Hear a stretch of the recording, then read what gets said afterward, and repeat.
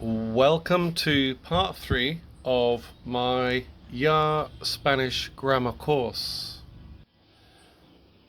We're today going to look at part 3. And part 3, our, our interest is in pronouns, Spanish pronouns, and how Spanish pronouns work. I always say this, but we're not here as a dictionary, to provide you with, new words per se, or we're also not here on this particular course to do with a phrase book so that you can find phrases to get by in a Spanish speaking country. So we're here on the grammar, and this grammar level, which I'm going to do this is a part of an intermediate level Spanish grammar. It's not a basic grammar. It includes basic grammar, but the level is set as intermediate. And then if you are fine with this, they also have an advanced grammar course. So we're intermediate, we're not a phrase book, it's grammar. So if you're not interested in grammar, how Spanish sentences are put together and the components of phrases and sentences, then this is not for you. So part 3, we're looking at pronouns. And remember, in part 1 of my course, we look at nouns, Spanish nouns, and in part 2, we look at Spanish verbs, and we're now at part 3, we're looking at pronouns. It's quite a long part. Believe it or not, this pronouns section is even longer than part 1. There will be some background noise, but hopefully that won't disturb your concentration too much. So part 3, steps 7, 8 and 9. Boy, it's quite a long part. Well, the key ideas in this part 3 are that pronouns, you can probably work out, pronouns replace nouns. Of course, they do in English as well, and we're here to learn about Spanish grammar. But having a basic understanding of what grammar is and how words are put together is essential, and I'm going to include some basic structural ideas about grammar which perhaps you weren't taught at school. Another thing we're interested in is the word order of the object pronouns, which I'll explain to you shortly. I'm also looking at how we break sentences down, we analyze sentences in order with Spanish to look at the problem which we find in Spanish language is that the word order is very much scrambled around. It's not the same word order as you'd find in English sentences. The different kinds of pronouns. There are many different kinds of pronouns. Pronouns, okay? We're looking to look at those different kinds, and then we're looking at pronoun concord. In Spanish language, as in French and Italian and in Portuguese, the pronoun has to agree with the gender of the noun. The nouns in Spanish are masculine or feminine, and because of that, there has an awful lot of and so the nouns have to agree with the gender and the number. I'll explain to you more importantly. Most grammar books, modern ones, they call it pronoun agreement, if anything at all. But the traditional standard way is pronoun concord, okay? So some of the ideas we're going to come across as we go through. I ask you to translate, he sells it to her in Spanish. Could you translate this sentence for me?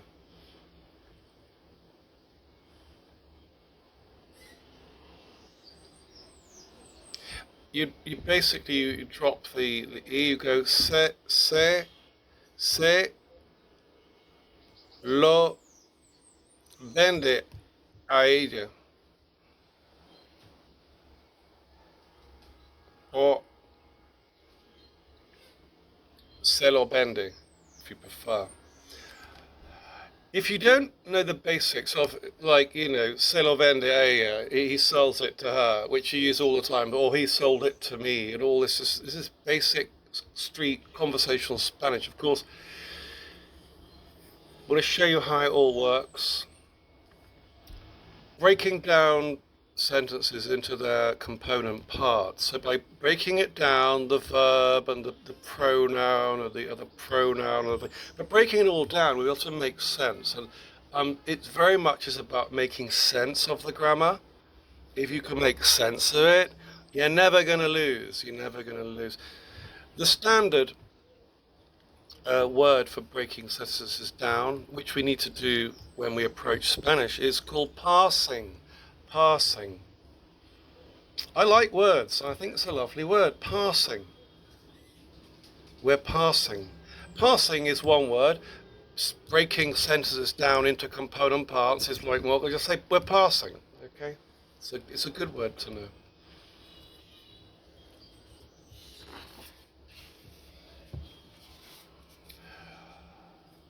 In this example, we say Mendoza does not want to give the ring to the tourist. Now, you go, well, could you translate that for me? Mendoza doesn't want to give the ring to the tourist.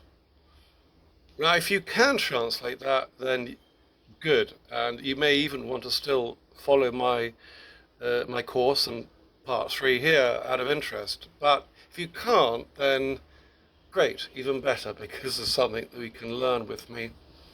Él no lo quiere dar el anillo al turista, which is él no se lo quiere dar a él. He does not want to give it to him. You see, there's so much going on. Don't worry, because I'm going to break it down into component parts. Now, the main problem with Spanish pronouns, and Spanish especially, is the word order. The word order changes. This is the main problem we're going to have. I mean, I'm referring now about object pronouns, but the word order varies in lots of cases, and as I'll explain. So I've thrown up a challenge to you, and maybe at the end of this part, you're going to be able to look at that, and you're going to find it easy. It's my plan. I have a plan for you learners. So step 7, let's step into it. Now, object pronouns. Notice that it's marine blue, dark blue, and we're looking at object pronouns in Spanish. I'm trying to make it an enjoyable process. There's nothing to stress about. We're looking at words, how words work, and you may remember from part 1 of part 2 that in part 1 I looked at the subject of a sentence or phrase. Then in part 2 I looked at verbs, Spanish verbs, and in part 3 we're here now and we're looking at object. Now all European languages have the subject, verb, object basic structure, and all grammar, standard grammar, revolves around the relationship of the verb to the subject and the objects to the verb, and those together in their relationship to the subject. In my advanced grammar course, I do go more into this, in more structural, the basic functional structure. But in this intermediate course, we need to know something about this as well. We're part 3, we're looking at objects. 1, 2, 3. Okay, now I'm going to ask you, do you know what a pronoun is? We're looking at Spanish pronouns. Could you tell me what a pronoun is? Do you know all the kinds of pronouns? Do you know what a quantitative pronoun is, an interrogative pronoun is? Do you know what a relative one, a demonstrative pronoun is? Do you know all these? These are all different types of pronouns. Pause the screen and look at them. And you may want to just, when you have a moment, look at them online. So we're looking at all of these, but our most half of this part concerns object pronouns, and we'll start by looking at subject pronouns so we know what a pronoun is, and then we're going to look at Spanish object pronouns. And believe you me, it's good to understand what Spanish is doing, and then we'll briefly look at interrogative and possessive and some of the other kinds of pronouns. So, kinds of pronouns. Can you remember as many of those as you can? Interrogative, spelled with two R's. Are they like the question words, if you like? Question terms. You've got to stop. So, remember that I use the color code. Green is for the subject and nouns, but the subject nouns. Red is for verbs, and marine blue is for, well, that's what we're doing now, objects and object pronouns. So every noun can be a pronoun. The subject is a noun. Subject may be parrot. Parrot is a noun, okay? And I can turn the word parrot into it. It is the pronoun of the noun. Parrot, a parrot, or a coconut, or if you want to say, you can say it, referring to it. So a pronoun usually replaces a noun.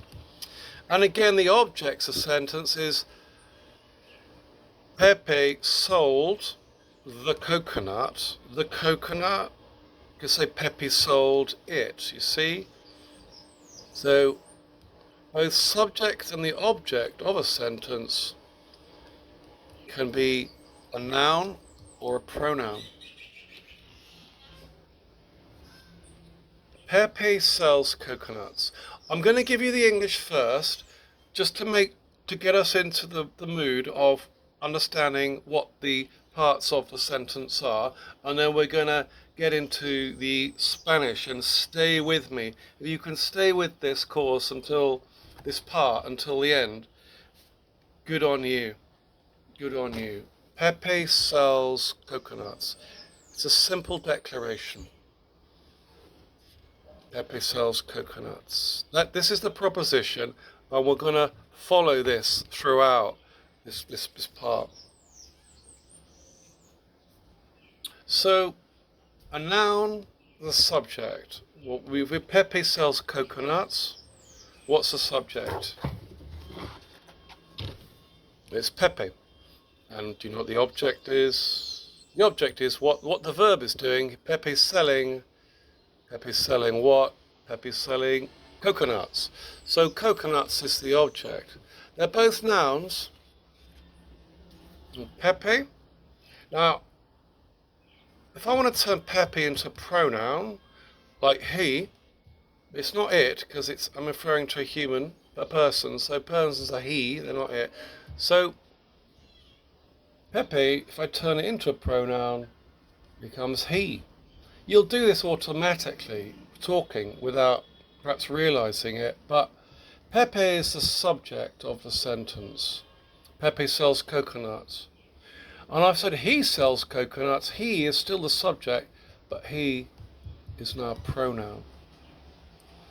A long word, if you want to learn it, when you turn a noun into a pronoun, they call it pronominalization. I can't say that. Pronominalization. Yeah, pronominalization, which is basically when nouns are turned into pronouns. Pronominalization. Yeah. So if I had a coconut, turn a coconut into a pronoun, let's call it it. Yeah. Pepe sells the coconut. Pepe sells it. Well, it is the pronoun of coconut, and it is the object of the sentence. You know what Pepe is selling. Getting to the basics, if you can get this, and when we now come across the Spanish, you're gonna find it all so much easier. Okay? Can you understand that? Pepe sells coconuts. Pepe sells a coconut. Pepe sells it. Or he sells it. Two pronouns. Yeah? So, we know we got the subject in green, the verb. Pues, the simple proposition, Pedro sells coconuts. It could be Pepe, it could be Marco. It's all the subject. Pepe sells coconuts. In Spanish, got a Spanish word. Pepe vende cocos. The verb to sell, you will know, is vender. Vender, to sell. So, the third person singular of the verb to sell is vende. Vendo, I sell. Vendis, you sell, singular. Vende, he or she sells. And the word for Spanish for coconut is coco, so no problem there. Pepe vende cocos. There is no pronoun there, okay? And remember that this part 3, we're looking at pronouns. You know, I'm not here to tell you what the Spanish word for to sell is, okay?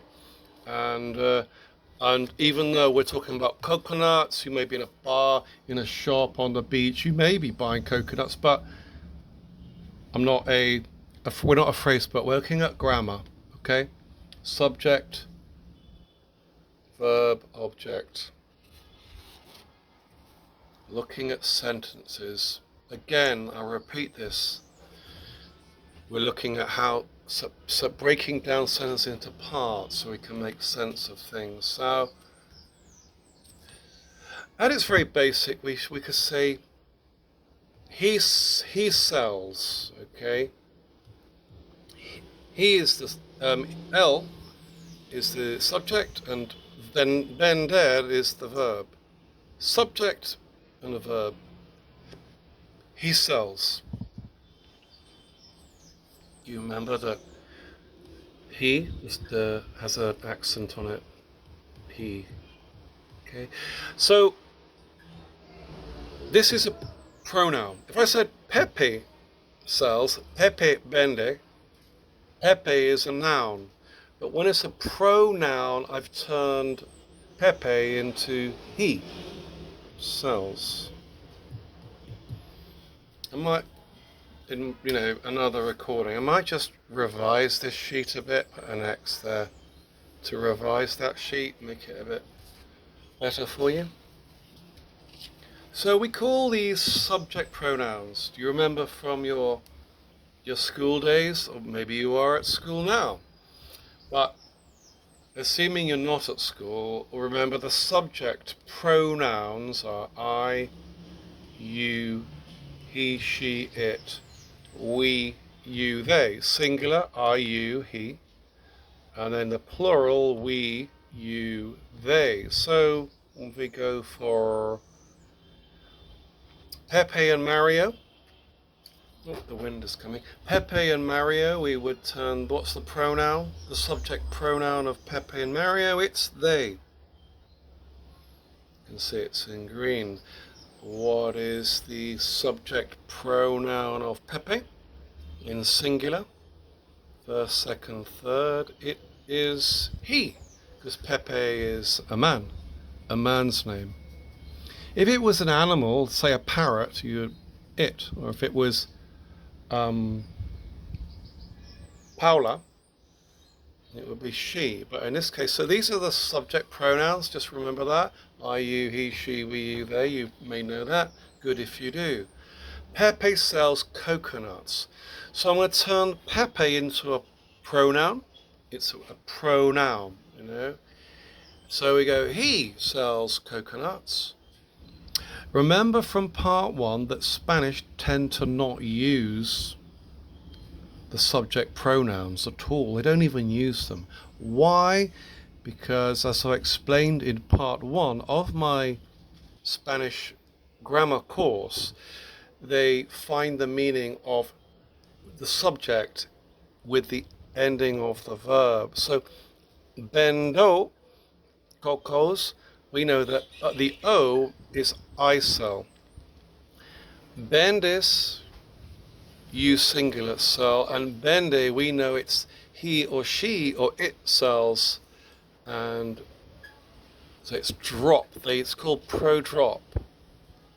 That symbol means that they don't use the subject pronoun. Now in English, you have to say, remember from part 1, you have to use the subject pronoun, I, you, he, she, we, you, or they.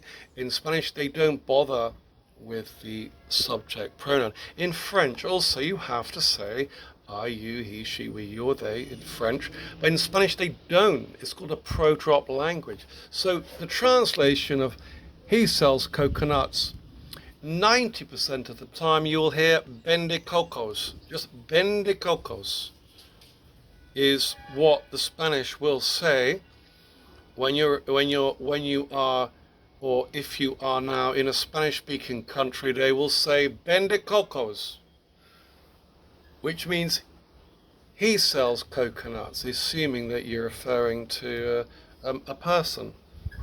It's implicit.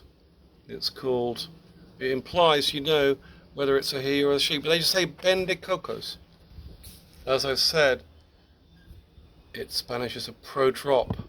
Pro-drop means they drop the pronoun. So it should be called pronoun drop, but modern grammarians just say pro-drop, hey, pro-drop, but it means pronoun drop. They don't use it.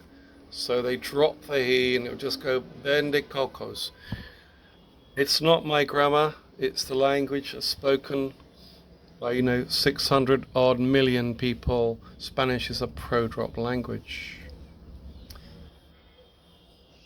Pepe sells coconuts.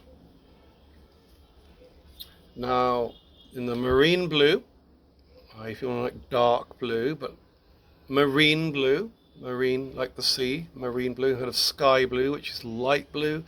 Marine blue is sea blue or ocean blue, if you like, but marine blue is the word. It's a dark blue. We're using that to show in this case, the object pronouns.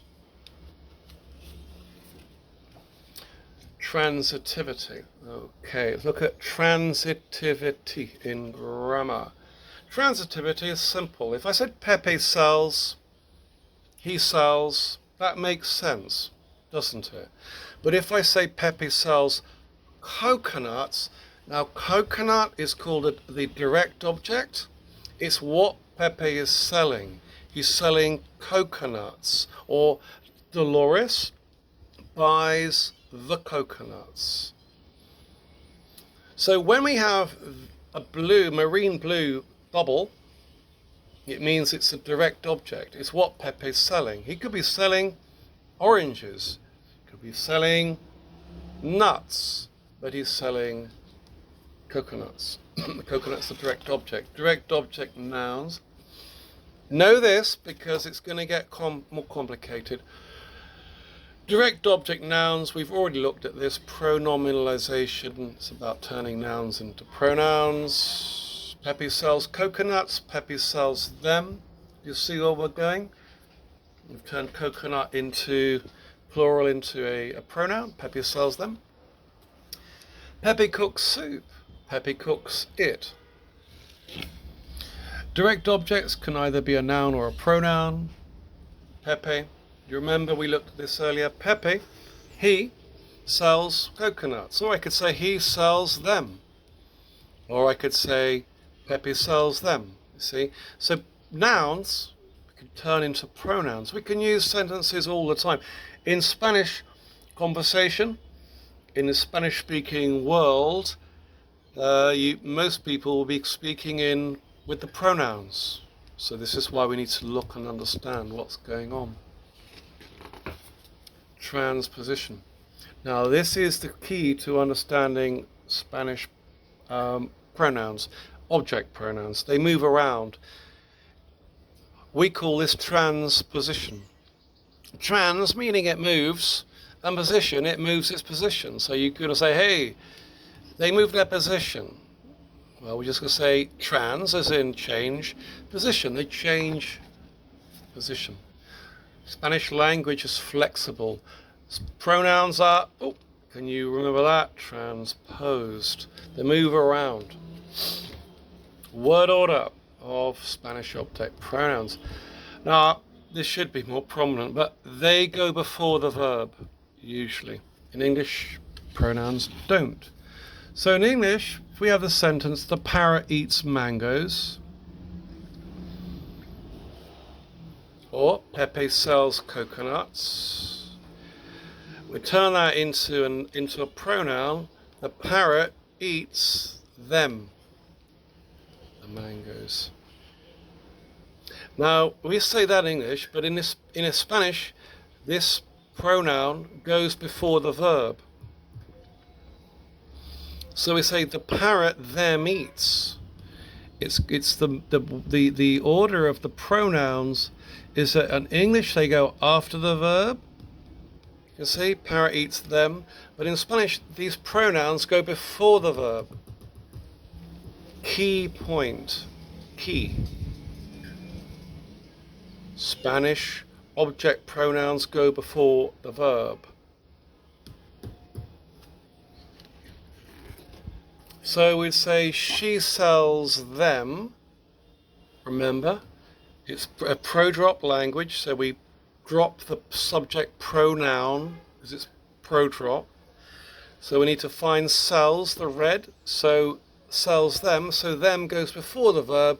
So to translate she sells them, you would translate it as los vende.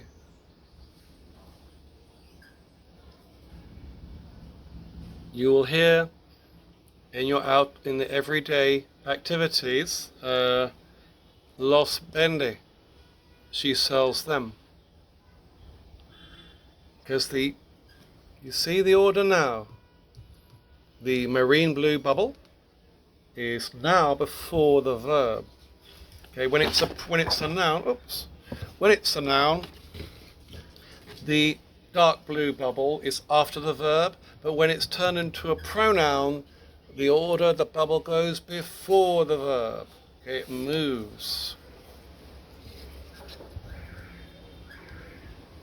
Nouns become pronouns.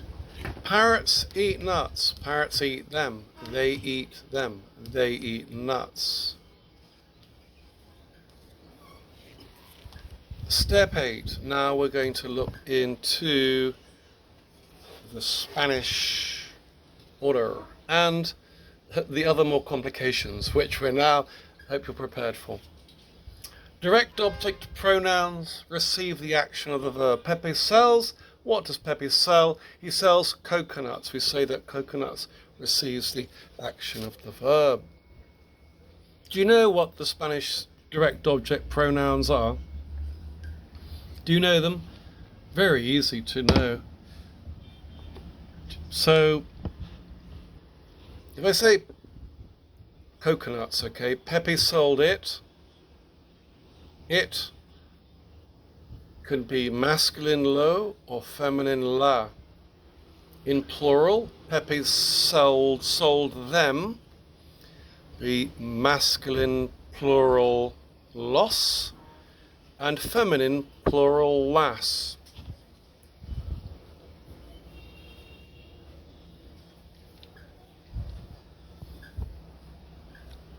lo, la, los, las. These are called the Spanish direct object pronouns. Now, critical to this is that remember that every Spanish noun, and thereby for pronoun, because a pronoun just replaces or substitutes the noun, every Spanish, as in French and Italian and Portuguese, every noun is either masculine or feminine. Now, because of this, unlike English, it means that the pronoun has to agree with the gender of the noun. So, for example, if coconut, the noun coconut, was masculine, then the subject, the direct object pronoun, the pronoun which replaces coconut, has to also be masculine. Say it was apple, which is feminine, la manzana, la manzana, the apple, the apple. So apple is feminine in Spanish, so if I was to say she sells apples, she sells them. Them has to be feminine because the apple is feminine. It all is determined by whether the noun is either masculine or feminine. You see, okay, so let's go back on now. So Pepe sells coconuts. Coconuts is a masculine noun. So Pepe sold it, the coconut. It's masculine. It is singular, so we would go lo. Pepe lo vende. This little table here is the table, and why in Spanish? Because noun is either masculine or feminine, and the noun is either singular or plural. In English we just have it and them. It and them. It doesn't need to be either masculine or feminine. Them doesn't need to be masculine or feminine, because in English nouns are not neither masculine or feminine. They're neither. They're just neutral, neuter, neutral. They don't have a gender, so all English nouns are just the apple, the coconut. But in Spanish it's la manzana and el coco.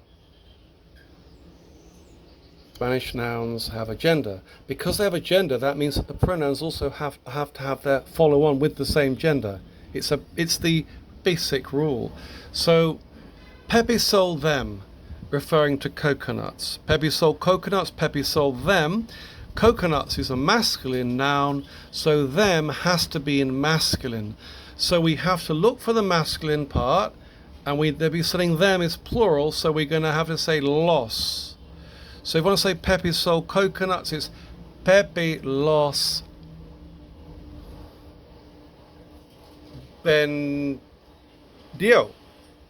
Pepe lo vendió. Yeah, I think that. The word order of direct object pronouns is not the same in Spanish as I was explaining to you.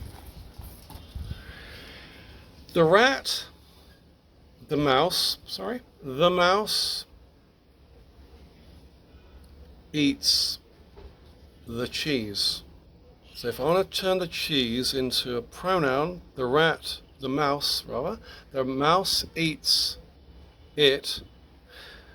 The it, when it's turned into a pronoun, it then has to go before the verb. So the translation of is el ratón lo come.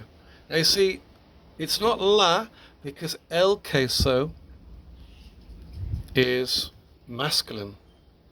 Cheese is masculine, so the pronoun that replaces the noun also has to be masculine.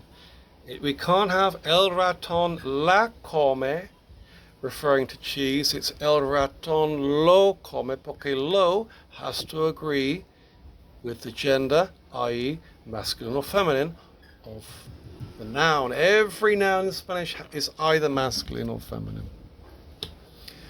The mouse eats cheese. Cheese is the direct object. What's the mouse eating? Eating cheese. The mouse eats it.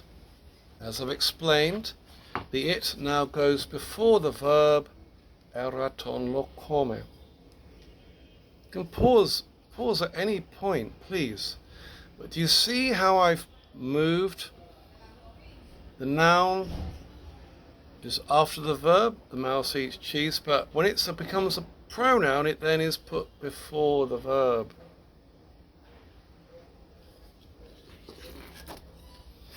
Now, we're going to look at indirect object pronouns.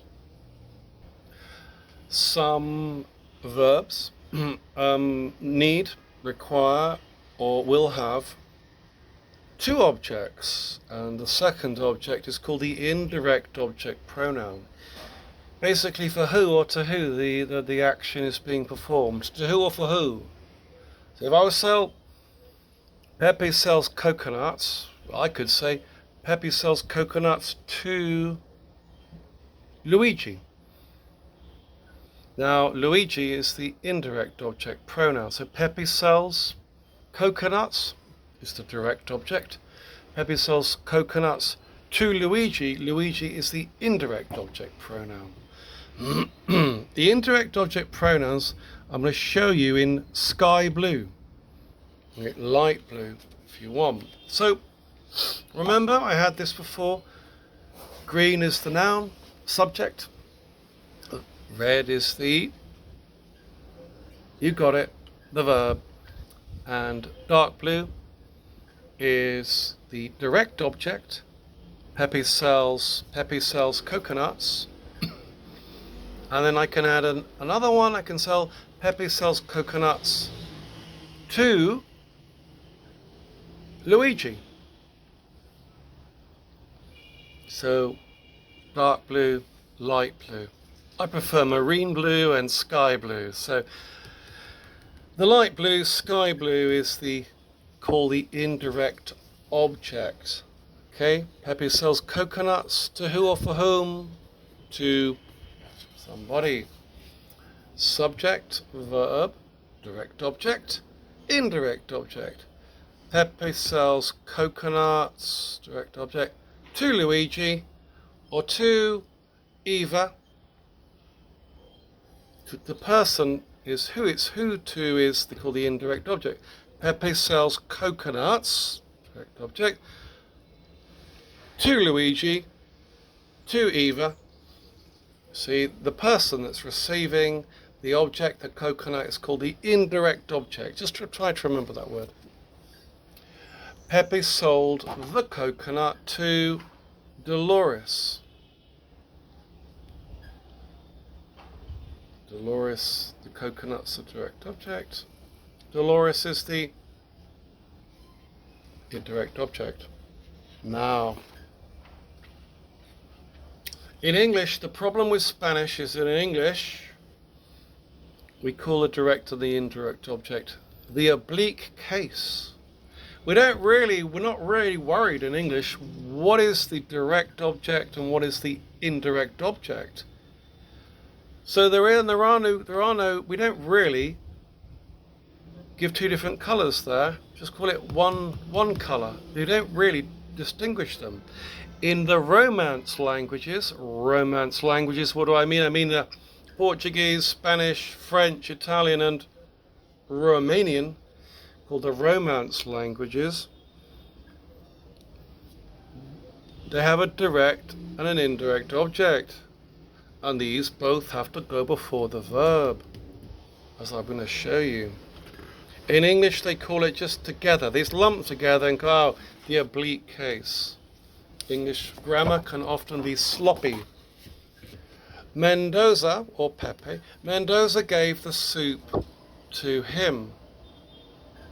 We're not worried about the verb. To him is the indirect object. Let me find some Spanish for you. So to turn that sentence, this sentence, into pronouns, we go, he gave the soup to Luigi. Él dio la sopa a Luigi. Él dio la sopa a él. He, subject pronoun, dio, gave, la sopa a él. I could say he gave it to him. All pronouns. Now, hold on, because if you're still with me now, you're going to work out and find out why I've gone to the trouble and your time, using your time to explain all this. You're going to find out now. Whoop, a bit of wind. Don't worry. I'm in a Latin American country right now. Mendoza sold it to him. He sold the ring to him. The ring is converted into a pronoun as we've gone. Get rid of that sheet actually. So Spanish indirect objects. Now I've shown you the direct. Now the indirect object, masculine. The masculine singular of the indirect object is le, and the feminine indirect object pronoun to him or to her is also le. Remember the direct object, you have lo and la. Masculine lo, feminine la. But when we reach the indirect object, for to who or to whom the coconuts are being sold, for who are they being sold to, there is no difference, le and les. And the plural les, y les. You see, so the masculine and the feminine have exactly the same word. Le, les, les. And the direct object pronouns are lo, la, los, and las. The indirect object pronouns in Spanish are not the same as the direct object pronouns. They're very similar, but they're not the same. Mendoza sold the ring. Remember, dark blue is the direct object. Mendoza sold the ring, the indirect object. To who did he sell the ring? He sold it to him. Mendoza, and now to him, there's only one pronoun here. The to him goes before the verb, before the red bit, okay? The red bit. So it's Mendoza le vendió el anillo. Mendoza sold the ring to him. To him goes before the verb. Now, he sold to him, he to him sold the ring. It's the direct translation, but we're not going to go there. El anillo is still after the verb. You see that? It's after the red bit, after the verb. It retains its position because it's not a pronoun yet. It's still a noun. Nouns are in the same place as they are in English. So Mendoza sold the ring to Luigi. When it's the nouns are finding after the verb, it's the pronouns are now being put before the verb. When you have both a direct object pronoun and you have an indirect object pronoun, now you need to know what's going on, and I'll show you. Something happens when you have both direct object pronoun, here they are in Spanish, and then the indirect object pronouns. Okay, we've been through that. What happens when you have both of them? Well, Pepe sells it to her. That's the English order. Pepe sells it. If I want to add a indirect object, we'll go to her. Pepe. See, it's all in the same order. Pepe sells it to her. See, it's all the same. Now, as I explained, these have to go before the verb, before the red bit in Spanish. Now, let me just get back here. So when you have both direct object pronoun in Spanish and an indirect object pronoun in Spanish, if the both of them together, the indirect object pronoun changes. It's no longer le or les, it becomes se. Se. Very important. Now, se. Let me just add, I'm going to do this sheet at some other time, but I should have le or les. Either of those two options, they both become se. When an indirect object pronoun is placed before the direct object pronoun, i.e. lo or la, the le becomes se. Don't worry, this I'm going to explain to you and make sense of this. Don't worry if you're confused. Le and les become se when it's before a direct object pronoun in Spanish. So Pepe sells it. It is the direct object pronoun. Now, if I'm adding, as I just said, Pepe sells it to them, now you have to, the indirect object pronoun now goes before the dark blue direct object pronoun. So it's to him, it, he sells. He sells it to him. If you like, it's a reflection.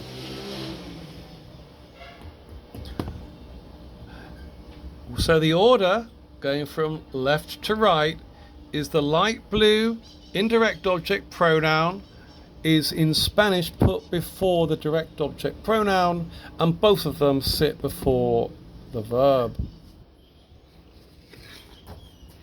The indirect object pronoun is placed adjacent to the verb. You go back.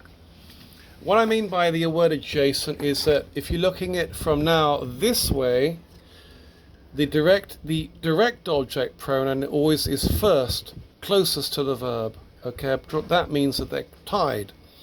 So whatever you're thinking, the direct object pronoun sits closest to the verb, and the indirect object sits furthest away from the verb.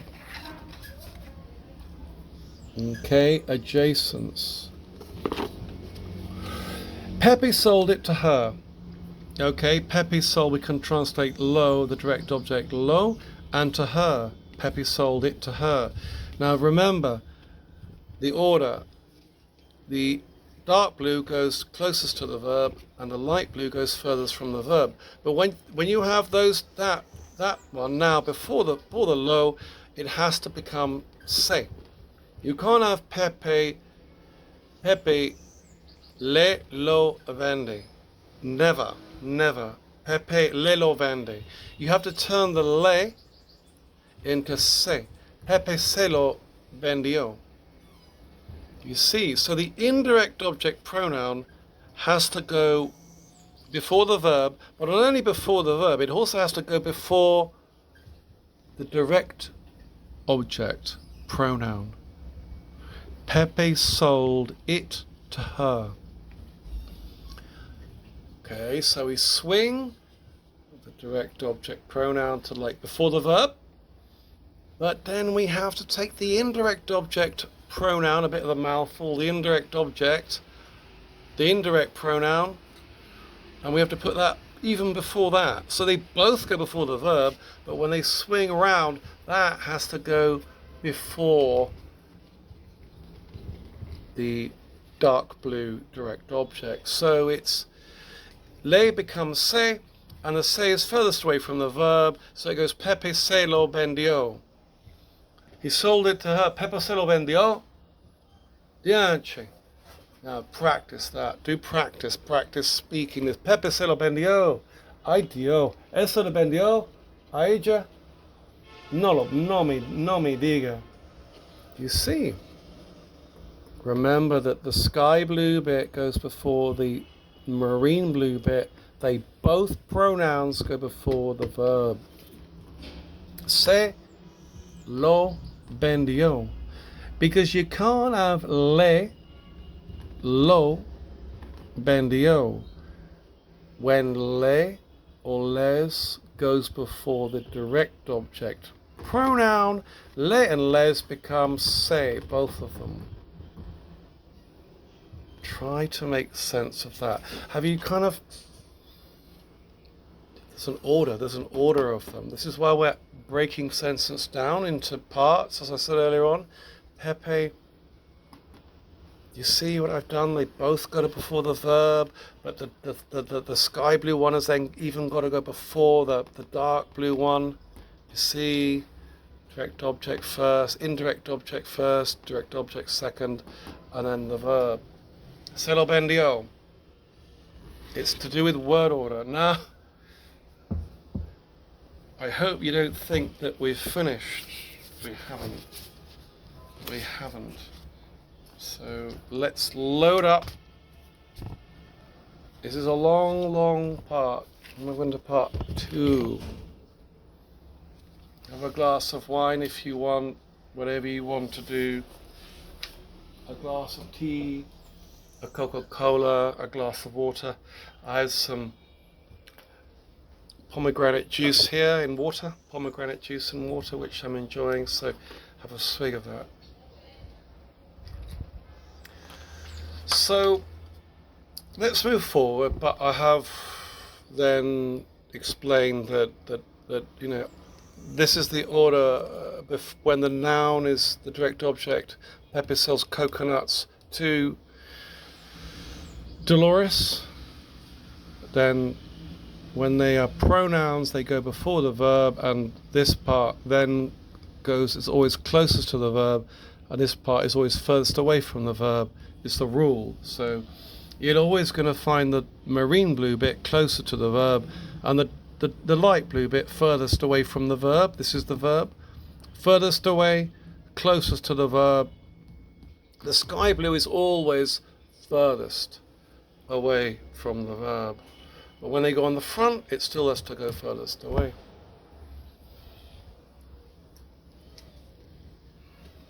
Right. Mendoza sold it to him. Can you see the direct object? Can you? It's in dark blue, yeah? The direct object. He sold it. What is he selling? He's selling it. And then to who is he selling it? Who's he selling it to? Well, he's selling it to him in this case. So, Mendoza sold it to him. Now remember that the object pronouns have to go before the verb. The direct object, it, is always closest to the verb. Mendoza se lo vendió. You see, as I've explained just now. Moving forward, Spanish has something called disjunctive pronouns. You're going to be hard pressed to find the word disjunctive pronouns. What do I mean?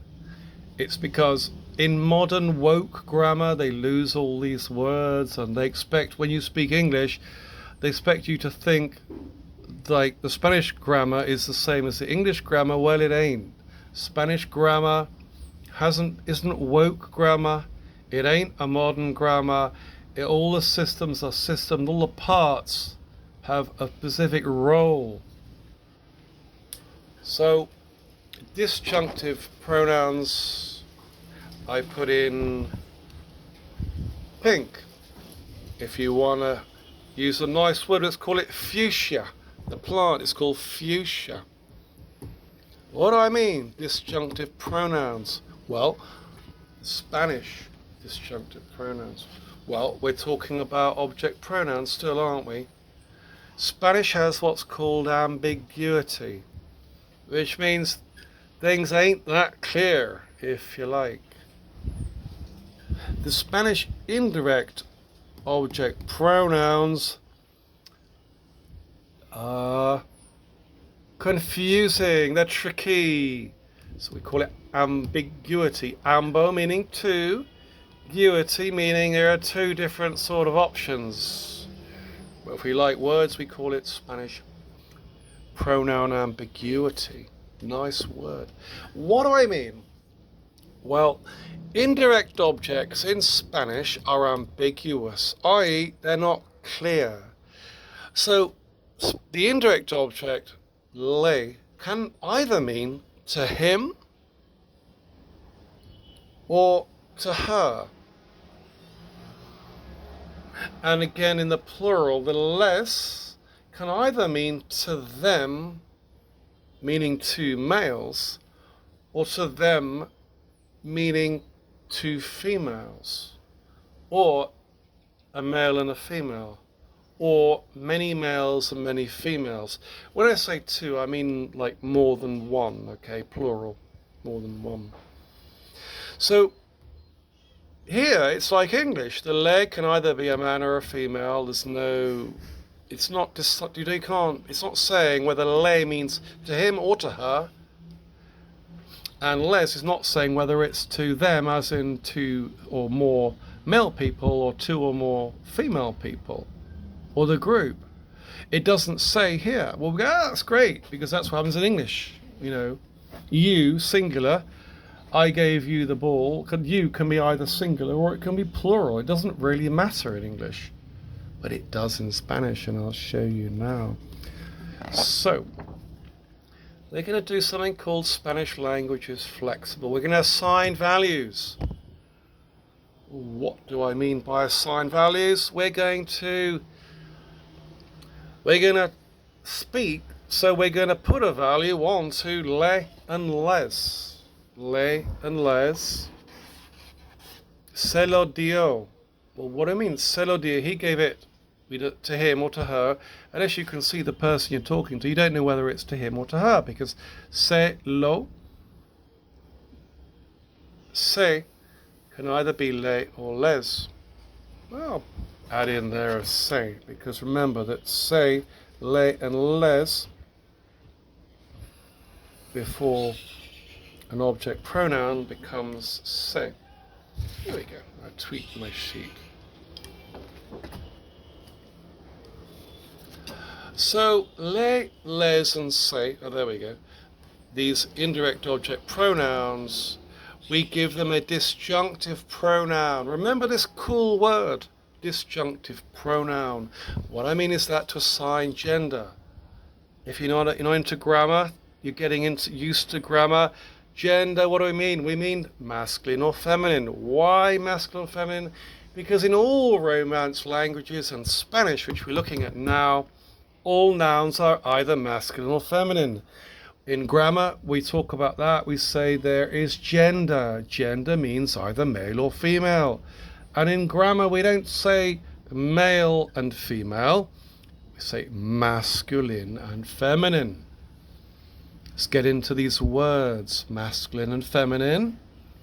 Masculine male, feminine female. So gender is whether the noun, the pronoun is masculine or feminine, male or female. Disjunctive pronouns are added to determine the gender. Assign, determine the gender. They're very clever. Let me show you. Assign or assignee. Well, that might be a bit too advanced grammar, but I'll maybe introduce it later on here. So, le veo. Now, le can either mean to him or to her. I see him, or I see her, because this isn't given a gender at the moment. So, if we assign something to that, we can either then say to him or to her, or to it, or in plural, ellos, masculine, or ellas, feminine. Do you see? So with this little mechanism, we can then state whether le is either masculine or feminine. It's the whole point of this these disjunctive pronouns. Disjunctive pronouns. Say it. Disjunctive pronouns. What are they? Well, they allow us to say whether it's to him or to her. In English, we don't need these disjunctive pronouns. In fact, they don't exist in English because we don't have a problem with whether a noun is masculine or feminine, and we use subject pronouns to say whether it's to him or to her, she or he. Spanish, they don't. So they get around it with this. So, the assign or is this. Assign or, complicated word, gender determiner. Le dio a él. Now él, it says, I gave it. We don't even, we're not putting in the direct object because we're allowed to do that. I give it to him or to her.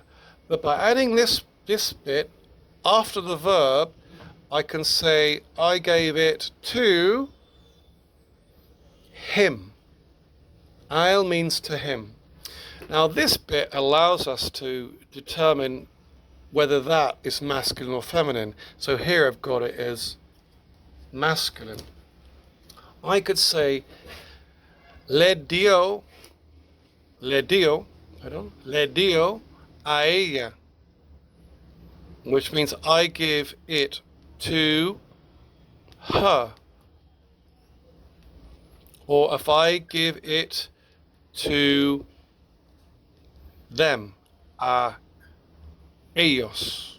So this bubble, this fuchsia color, this pink bubble here is what allows us to indicate whether the lei is, I should be using my stick, lei is masculine or feminine, singular and plural.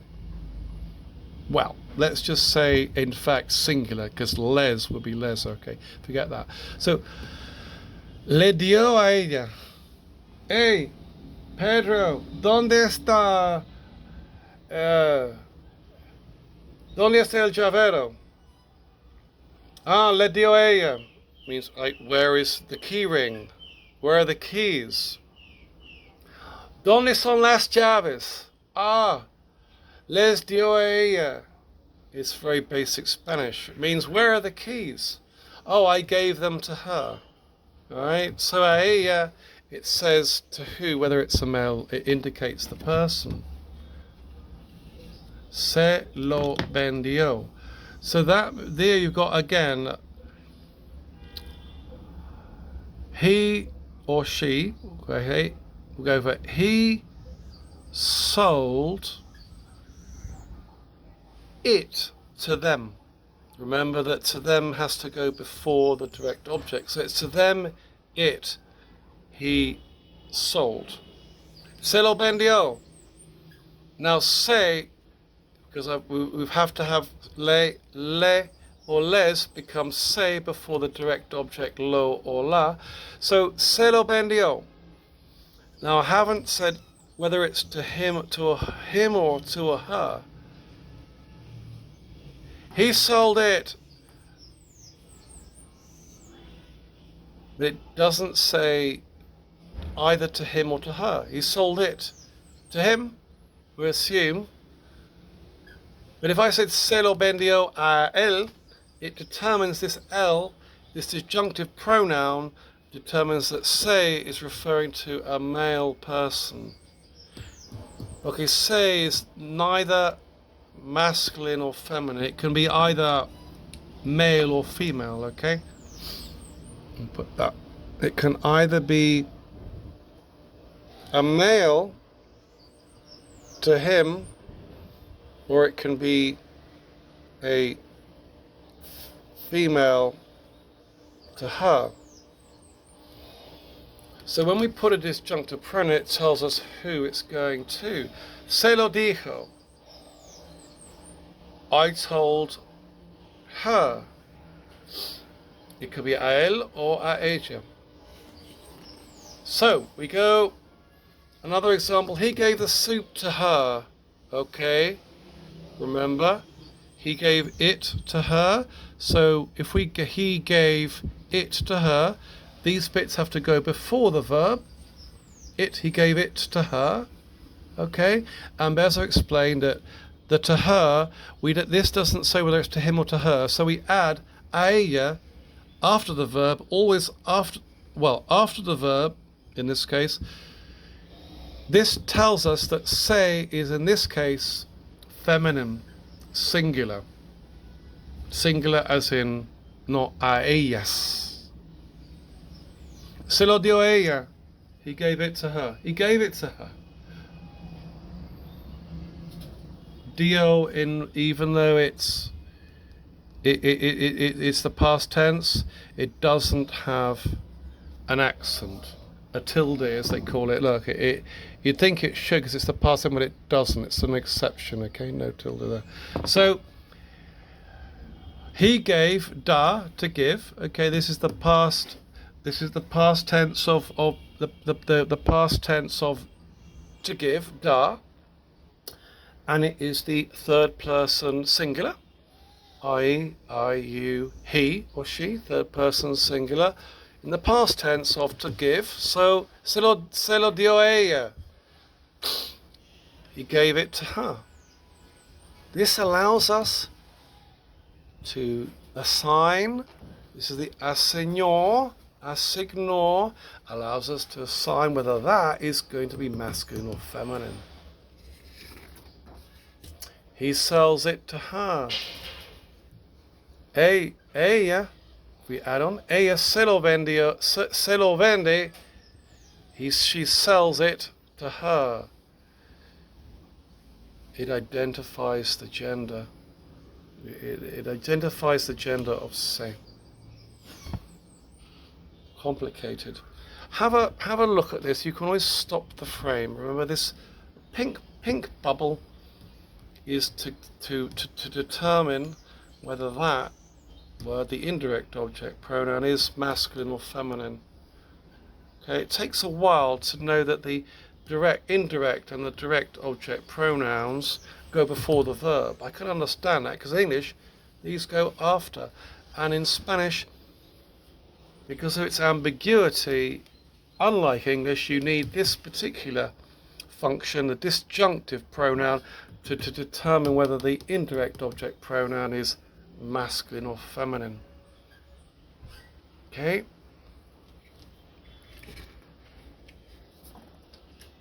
Implicit, direct object pronoun omission.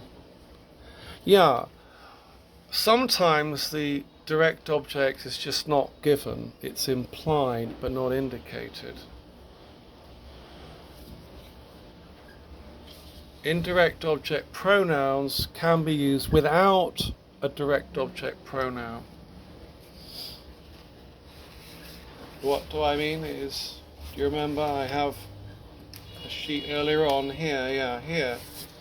We have le dio a ella. There is no direct object pronoun there, but it's implied, implicit. It should be se lo dio a ella if I wanted to include the direct object pronoun, but I've omitted it, and in Spanish you can say le dio a ella, implying he gave it to her. The direct object pronoun is implied. Okay.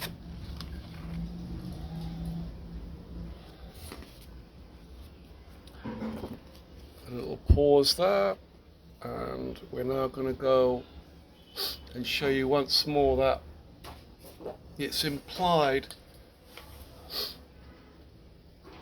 He sold it.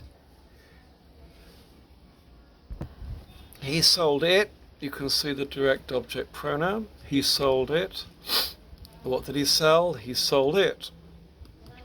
It is the direct object pronoun. Now, if we leave out the indirect object pronoun, leave out the dark blue one, we could say me vendió. And in Spanish, that can mean he sold it to me. We haven't included it. Okay? If I want to include it, I could say me lo vendió. But I've chosen to leave it out, which you can do in Spanish. You may just hear me vendió, meaning he sold it to me. Well, we can call it sloppy grammar if you want, but sloppy grammar is permitted, which, as I've just saying, you can leave out the direct object. Me vendió means he sold it to me. We call it sloppy grammar. It means that they just don't even include the direct object. To me, sold, right? But they just imply that it's it. So they just go, to me, sold. Me vendió, implying that he sold it to me. Be aware of that. Spanish allows the direct object to be dropped, but not the indirect object. So you always have to who or for whom the action is performed. Le vende. It should say he or she sells it to him or to her. Okay, le, him or to her. But they've dropped the it, it's gone. So they just say le vende, meaning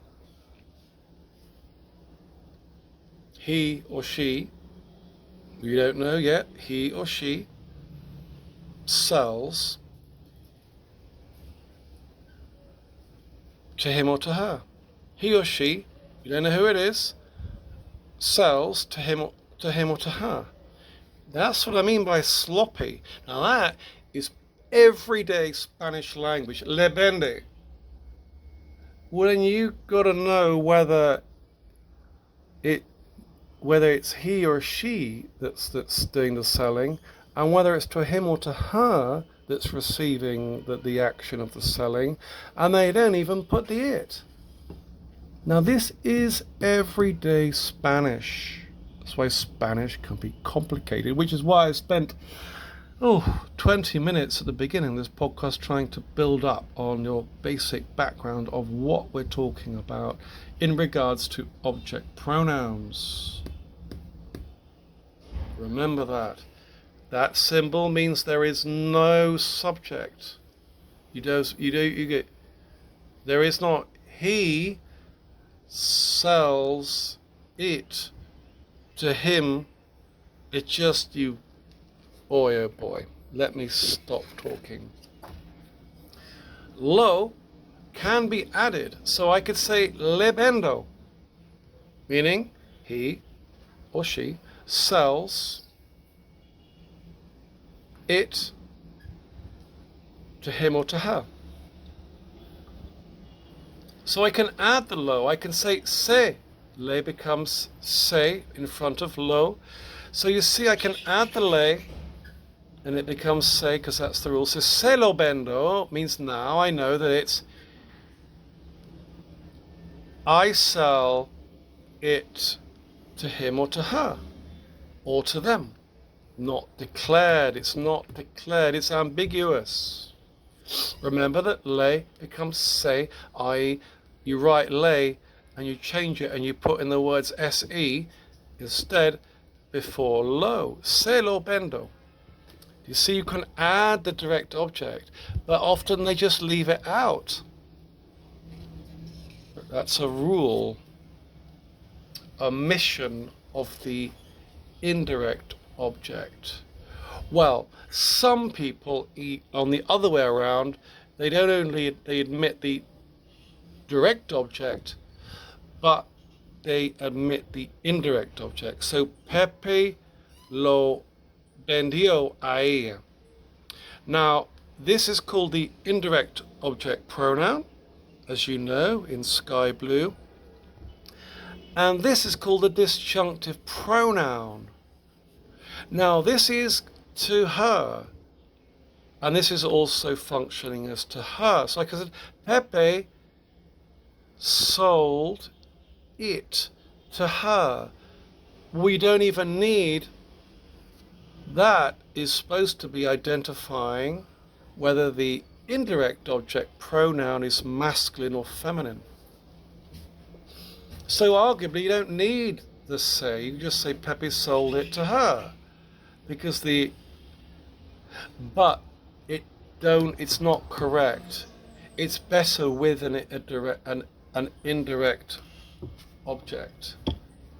Made a mistake there. Should be in. Okay, we can redo that. An indirect object. So it's better to say Pepe se lo vendió a ella. Pepe se lo vendió a ella. Pepe sold it to her. Pepe sold it to him or to her, and this identifies that it is to her. A ella, not a él in this case, but a ella. It's better with the indirect object pronoun. You can leave the indirect object pronoun out, but as long as you have this disjunctive pronoun, but try not to do it. Don't do it. We just want to go, hey, dime, ¿qué te pasa? ¿Apo Pepe lo vendió a ella? Okay? It's a grammatical rule, a Spanish grammatical rule, that they prefer that you include the se. Fronting. Objects are frequently fronted in Spanish. Basically it means that they're not in the usual spot. They throw them to the front of the sentence. So in Spanish you may even hear the soup to him or to her, he or she gave yesterday. The soup to him or to her, she gave yesterday. It's the order of the sentences. So they will say the soup, putting it in the front. Normally it should be, she gave the soup to him yesterday. That's the basic proposition. She gave the soup to him yesterday, or she gave him the soup yesterday. Break it down. So we got a verb, gave, and in Spanish they want the direct object pronoun beside the verb, and then the indirect object pronoun beyond the direct object pronoun. But the direct object pronoun isn't here because we've still got the direct object as a noun. In that case, the direct object doesn't have to be here because it's not a direct object pronoun. If I said she gave it to him yesterday, the it being the soup, that bubble would have to be there. But because it's still a noun, it can go away outside of the indirect object pronoun. Okay? And this is called fronting, as I said. Fronting. Fronting is when they put the object at the beginning of the sentence. Don't worry, yesterday in orange, that's simply an adverb of time. We don't worry about that.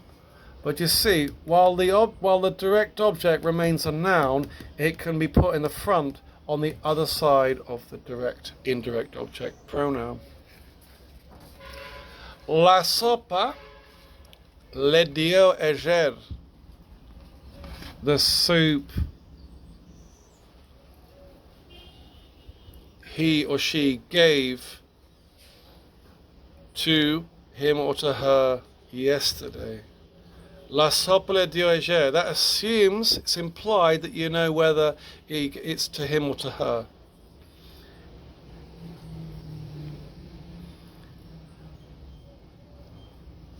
Implied obstasis, a funny word. I invented this word, obstasis. Obstasis. In Spanish, you normally need to have an object. You can't just say I know. You have to say what it is you're knowing. You have to say lo sé. I know it. I know that. I know it. You need an object, which I call obstasis, so you have to say lo sé. If I say Lopez knows, in English that's correct. G, it's correct, okay? But in Spanish, I cannot say the same. Lopez knows. It's not right. It's wrong. I have to say, what is it that Lopez knows? Spanish requires an object, something to know. You have to know something. So I have to add in a direct object pronoun.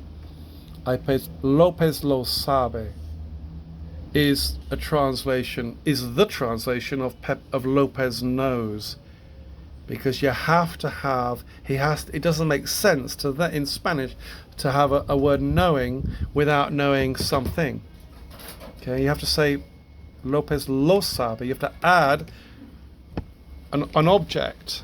You have to add something that he knows.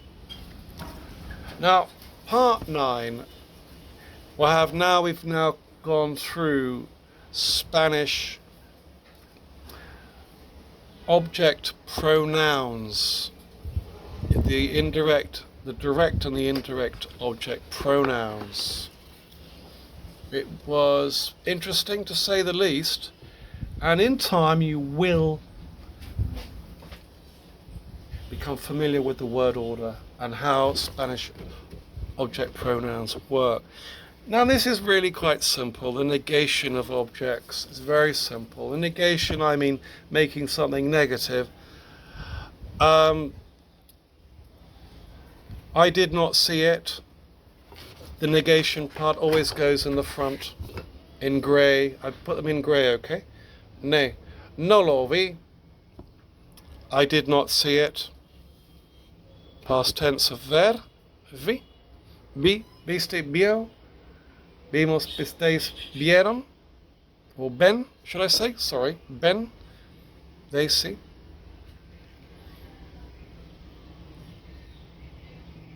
This is the past tense. Present tense will be no lo veo, I do not see it, but here it's the past, so it's I did not see it. Veo, ves, ve. Vemos, veis, ven, they see, ven, they see. See, so the negation part goes in the front.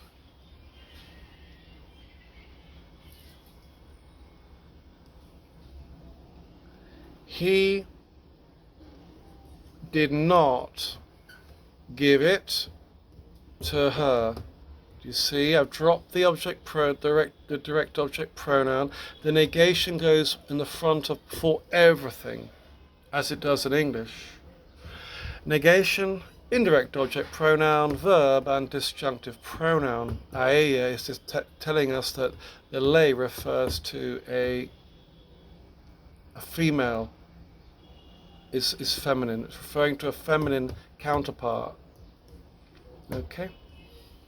No le dio ella, and if it was to them like more than one woman, like several women, no les dio a ellas.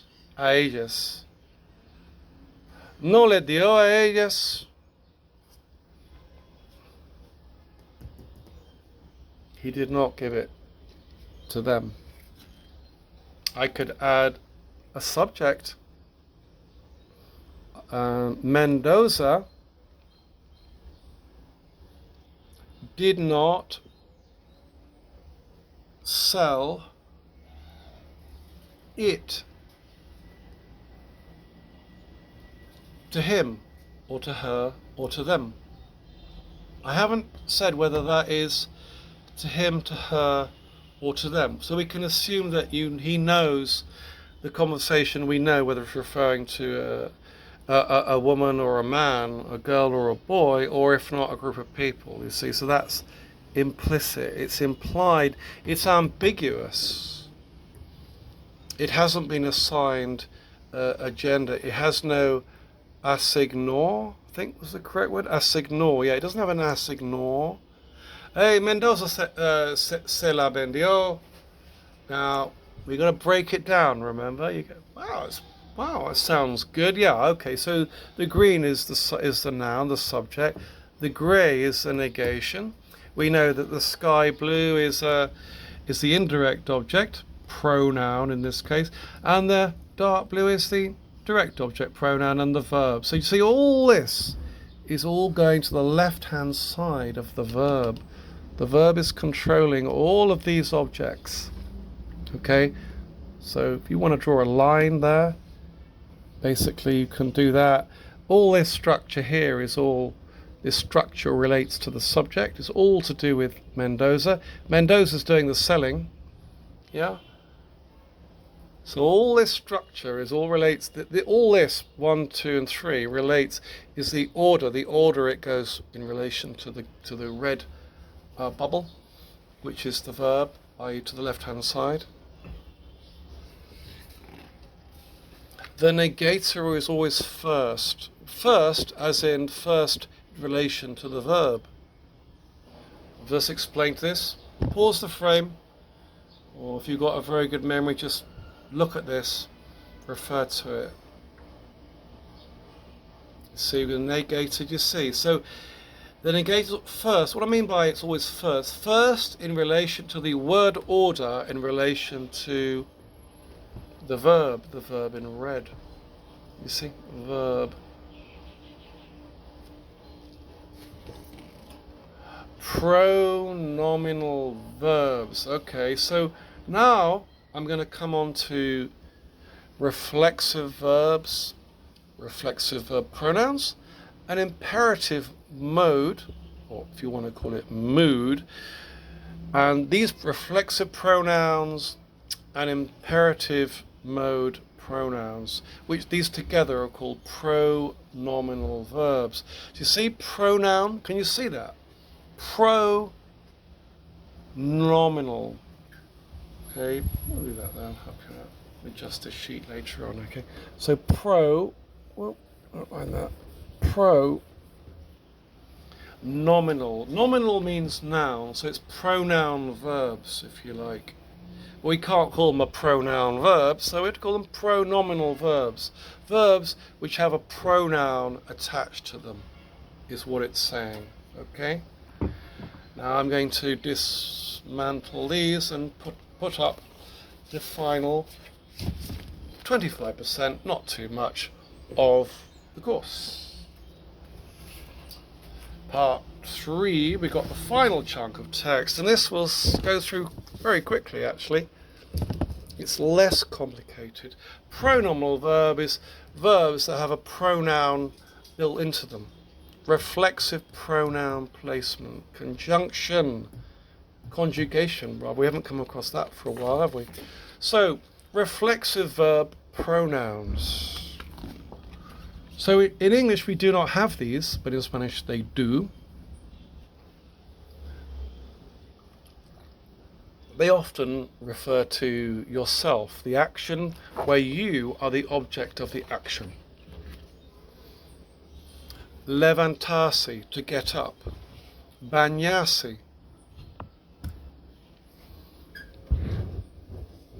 to wash yourself, as in the sense of taking a bath or a shower. If you say ducharse or bañarse, it's the same thing. It has the same implication. Despertarse, to wake up, to go to sleep, to go. So the se I've added makes the verb a reflexive verb. Now, each of these verbs can exist on their own without being reflexive. Bañar, despertar, acostar, ir, levantar, lift up. These can exist without the reflexive suffix. But these are what we call reflexive verbs. So whether you hear bañarse, peñarse, these are called reflexive verbs. Now we're looking interested in this part here, the se.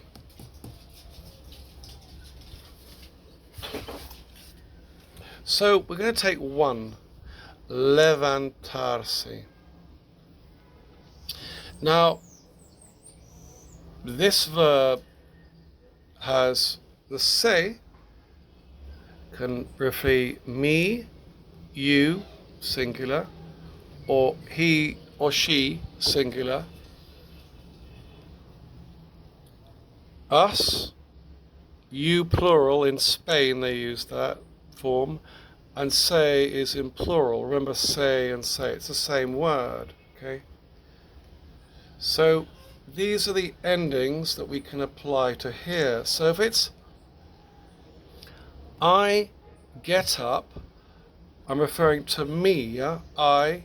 So we're going to add the me, the direct object. We're going to call it me levanto, which means I get up. Say the me levanto. Te levantas. Se levanta. So this is conjugated, i.e., if it's me or you or him or her or us, okay? Nosotros levantarnos, o nosotros nos levantamos. Levantar on its own, without being a reflexive, Spanish reflexive verb, can mean to lift. Levantar, related to the English word levitate. To lift, levantar. But if it's made reflexive, it means to get up. I.e., it's an action. You are the object of the action. Me, te, se, no, os, se. These are these reflexive verb endings conjugated. Get up. In English, we would just say get up. I get up. Adding a preposition. Now, this is the reflexive pronoun attached to the verb. It happens in the Spanish language, the French language, and probably other languages. I've given the bubble in yellow, and I put it here to show you that we have the subject. Now, the reflexive pronoun goes before the verb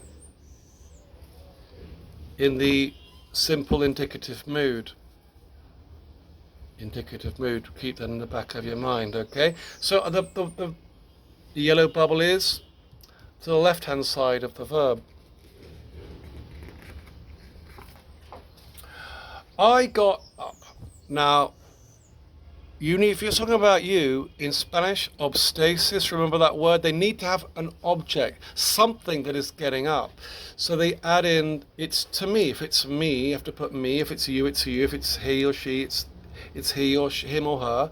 So in Spanish, like I said, obstasis, there needs to be something that is doing the getting up. If it's reflexive, i.e. the action is performed by the verb. Yo me levanté. I got up. Literally, I got myself up. But you see, the pronoun levantarse, it's now being put before the verb. Remember, Spanish likes to put the direct and indirect object pronouns before the verb. Okay, this is the verb. So it's going, if you like, it's being, if it was levantarse, okay, the verb, once that is conjugated, it is then put before, it moves before the verb, okay? Se despertó. Now that can mean he or she or they woke up. It's the past tense because we can see that little accent there called a tilde, diacritic mark if you like, but it's a mark That little slash there indicates it's the past. And se can either mean, because Spanish is ambiguity, it can either mean he or she woke up, despertar, to wake up, or it can mean they woke up. Well, it can only mean with despertar, sorry, he or she woke up.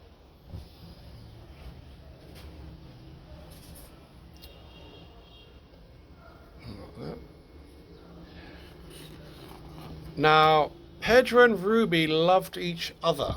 Now, loved each other, the action performed, the verb is performing the action on something, on themselves, so it comes from the verb amarse, which is another reflexive verb. Reciprocal action. The verb is acting on something which relates to the subject. It doesn't refer to an object like a coconut or a mango. It refers to the action performed on the subject. Pedro and Ruby se amaban, which means Pedro and Ruby loved each other. Loved each other. Levantarse, again. So, the subject becomes the object of the verb. I got up. I got up. Okay, we're adding the preposition there, which is like a preposition which serves a role. Okay, I got up. But we're going to say what got up.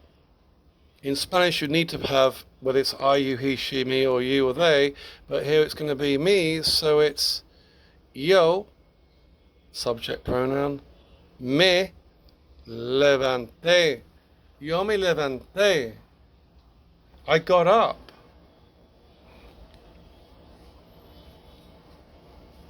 ¿Qué te pasó cuando el perro llegó?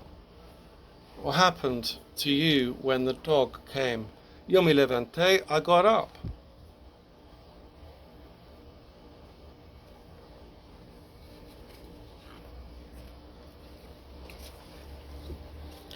The parrot awoke or woke up. If you like woke grammar, we can move woke up. If you want to be old-fashioned, awoke. So the parrot woke up. You see, it's inviting a yellow. A yellow is a reflexive pronoun. So I'm going to say el loro se despertó. The parrot woke up. Remember, as I was saying, that a reflexive verb which has a pronoun attached to the end of it, levantarse, amarse, despertarse, bañarse, bañarse. In here we got despertarse. The se is going in the front. The parrot woke up. You see, it goes on to the left of the verb. Excuse me, there's some wind here, but I'll deal with it now.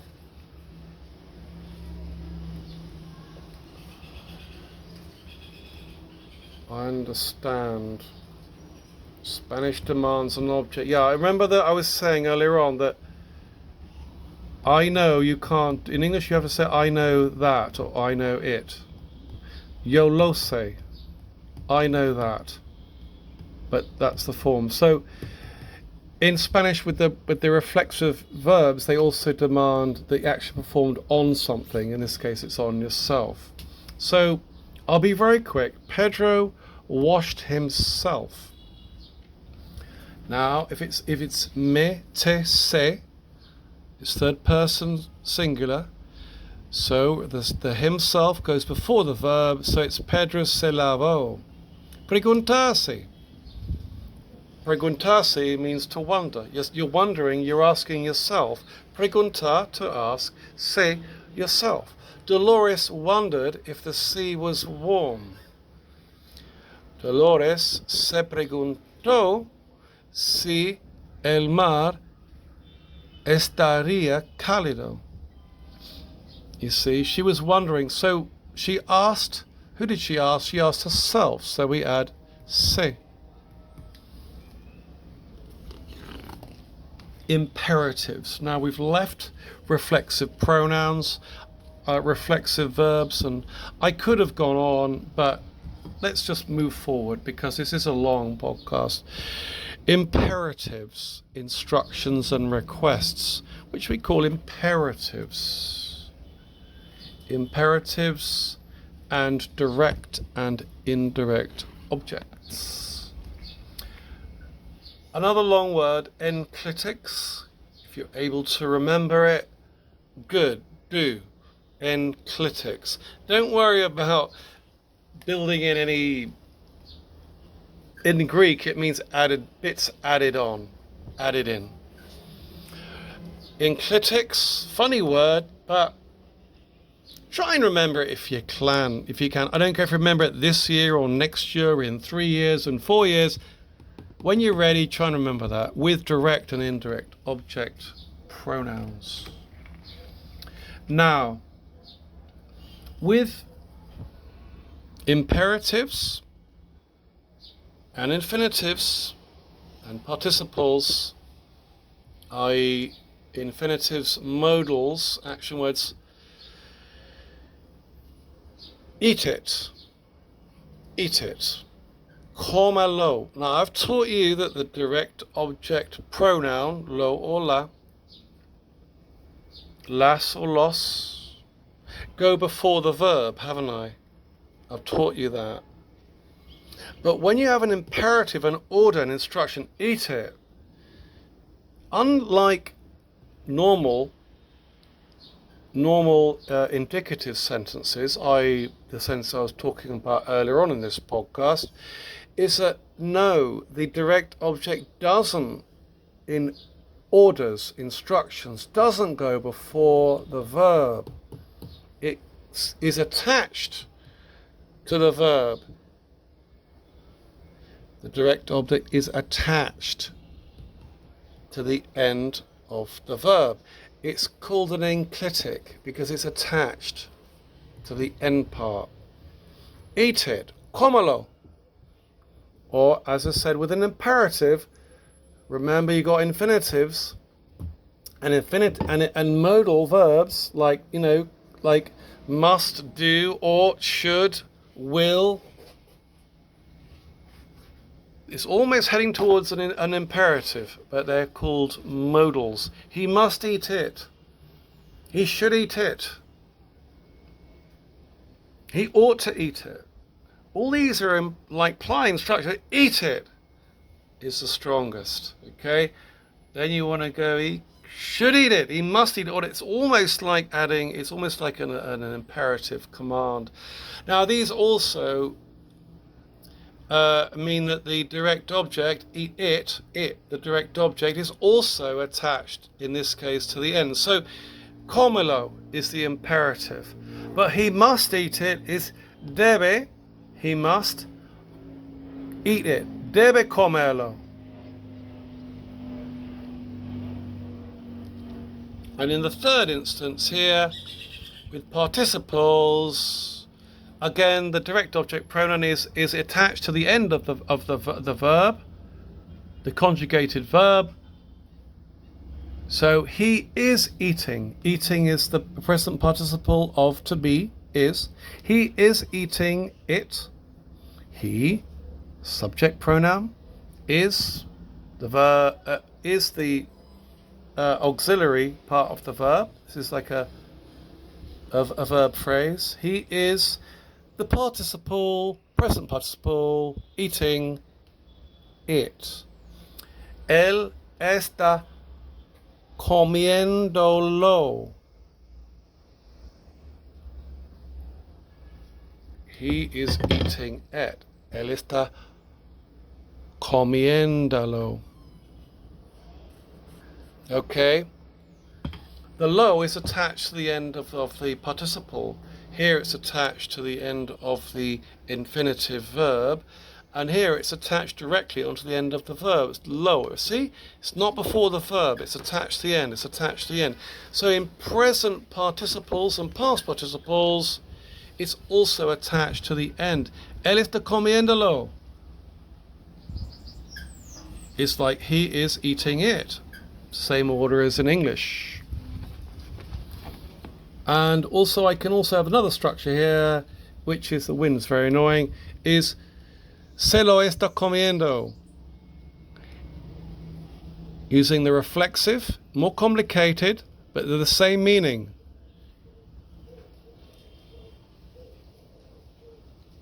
He is, or she is, but he is, it, eating. The action is reflexive, so if he's eating it, se enforces the fact that it's he's eating it himself. It implies, yeah, he is really eating it, but the lo is no longer attached as an enclitic to the end, but it's put in its standard place to the left of the verb structure. So in él está comiéndolo, he is eating it, you have it as an enclitic structure, and se lo está comiendo, I then snapped off the lo direct object pronoun and I put it before the verb structure, that being the verb structure there. Okay, it's now gone in its standard place to the left-hand side of the verb.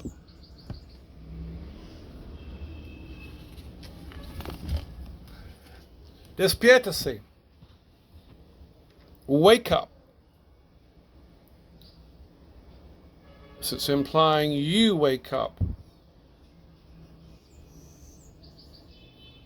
You wake up, formal Spanish. You wake up as implying you, singular or plural. Despiértese. It's an instruction. It's not a friendly one. In the second person singular, it's reply. You could say despiértate. Would be very friendly. Despierte.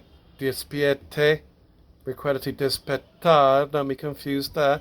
I could say despiértate, as in second person you, or in Spanish I could say despiértese, is in the third person singular you, which we haven't covered what that means yet. Levántate, it's friendly, second person singular. Levántese, levántese, third person singular. You see? It means you wake up, but that's you, the third person singular, and that's you, second person singular. You could say, well, this is more friendly, more familiar, but this is more of an instruction, an order. Levántese, this is more suave. Levántate. See, levántese. You see? Imperative, take it. Tómalo. Now with imperatives, remember, the first vowel has to receive a tilde, an accent, okay, because it's the imperative tense. It's an aspect, so it has its own, it's a tense, it has its own rule. Don't forget the little mark. Tómalo. I've added the object there. And in the third person, tómelo. Okay, it's a rule for the grammar, okay?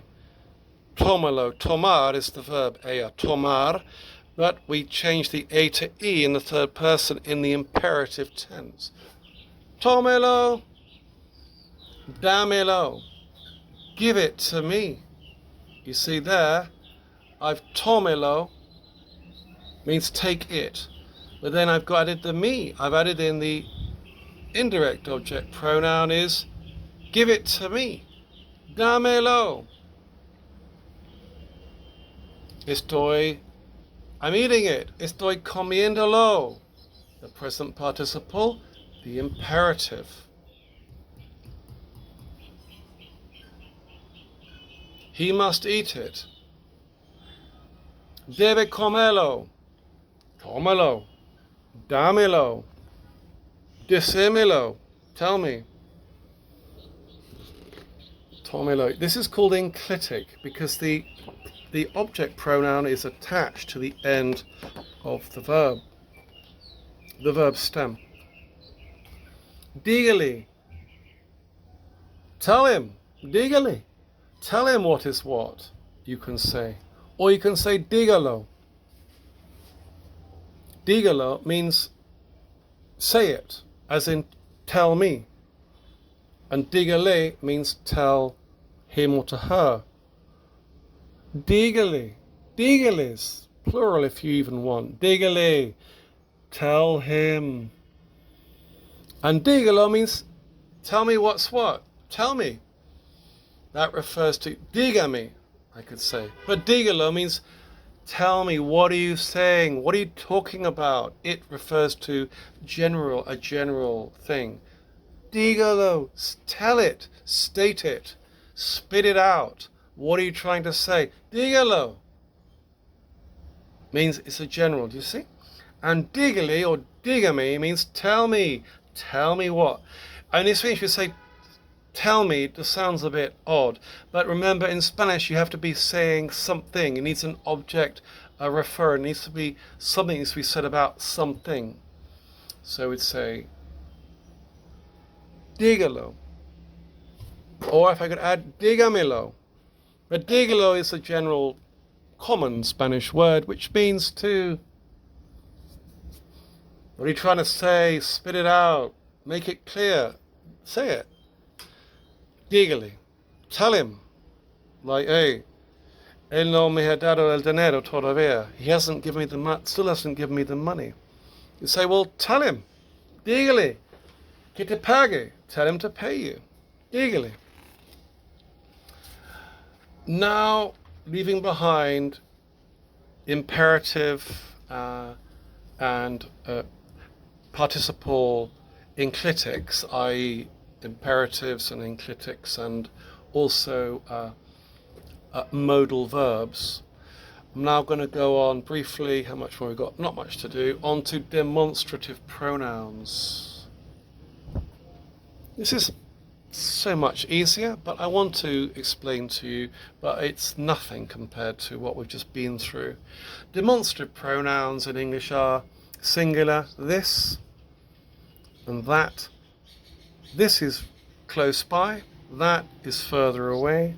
These, right here, those pointing further away, they're called demonstrative pronouns. This is a good idea. That is my favorite color. These are interesting books. Those are boring books. Do you see? This and these, that and those, we call them demonstrative pronouns. So if I'd say that is a parrot, if I'd say it's replacing the bird, so the bird is a parrot. But if I say that is a parrot, that is the demonstrative pronoun of the bird. That is a demonstrative pronoun. It's a pronoun because it's replacing the bird with the word that.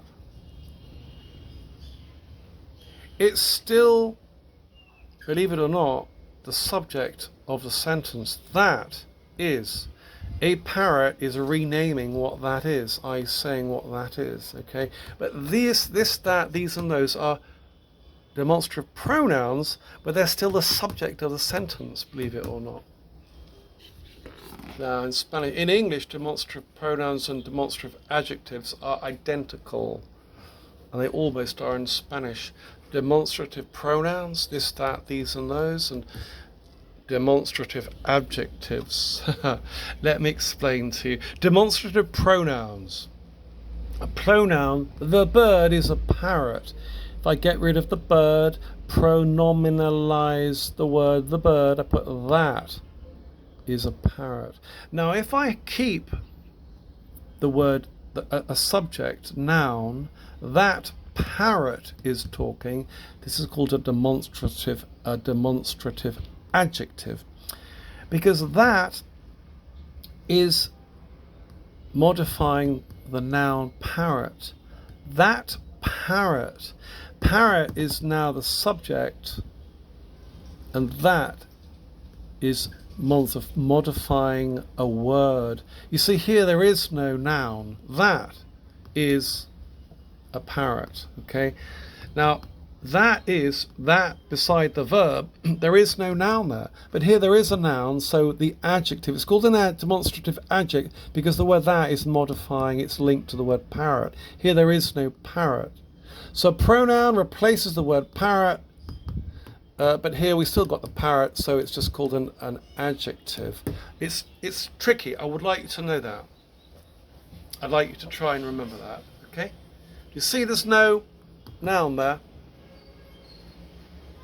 See, and then that here the noun is kept, so this is modifying a noun. There's no noun to modify, so it's called a pronoun. That parrot is called Lopez. Well, I can replace this demonstrative adjective, modifying the noun parrot. I could say that parrot, I could say that is Lopez. Now here, that now is a demonstrative pronoun because there's no noun there. I've turned a demonstrative adjective and subject noun into a single demonstrative pronoun. Do you get the idea?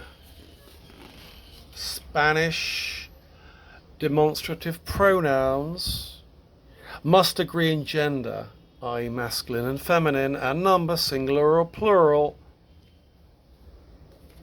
because nouns have gender, masculine and feminine. Nouns in Spanish have gender, masculine, feminine, and neuter. Neuter is it. So birds, we tend to not to say, call it a he or a she, we just call it an it.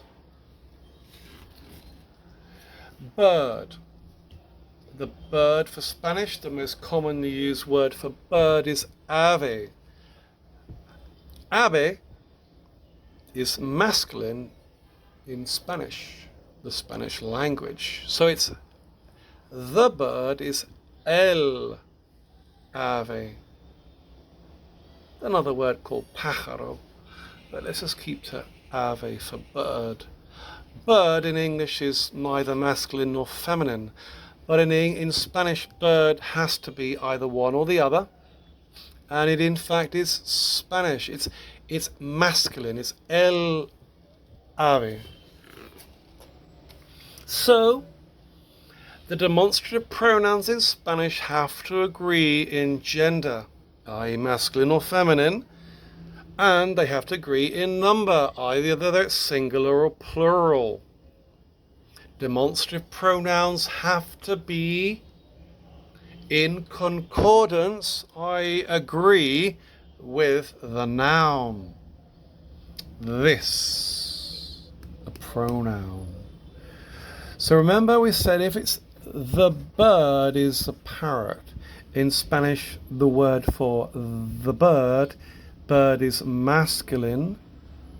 So if I replace the bird is a parrot with this is a parrot,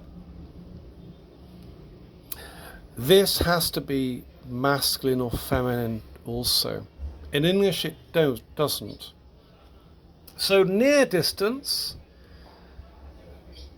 this all means this and these. So remember, these are either masculine or feminine. This pronoun is either masculine or feminine, has to agree with the noun it's replacing. So bird. Bird is masculine. This bird, esto, is this masculine. Esta is this feminine. Estos is these plural masculine, and estas is these plural feminine. For things that are further away, you can go those, or aquello means that, further away. Akeios is plural, those further away. Akeia means that, feminine, and Akeios means that, plural. I don't sure I've got why I have that in this section on this, but it's good to know that this is right here in front of you, in front of us, and those, or that and those, is further away. El ave es un loro. The bird is a parrot. This is a parrot. The bird is a parrot. This is a parrot. So the bird is masculine. So this, esto, has the masculine ending. And because it's a pronoun, there's no noun there, it always has that accent. If you want to speak good Spanish, put that accent there. Write and understand Spanish properly. Esto es un loro. The verb, article, parrot. The bird is a parrot. The bird is not an eagle. The bird is a parrot. So this is a parrot. Esto is replacing bird, so bird is masculine, so this has to be masculine as well. That is a parrot. Ese es un loro, because this is este,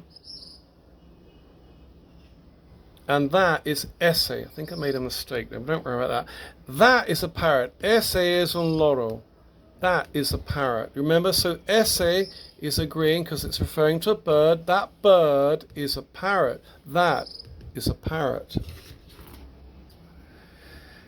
These are the table of that. Demonstrative pronouns, this and these, that and those. So again, I'll keep it simple, but the demonstrative pronouns for that, further away in distance, that is a parrot. Ese is the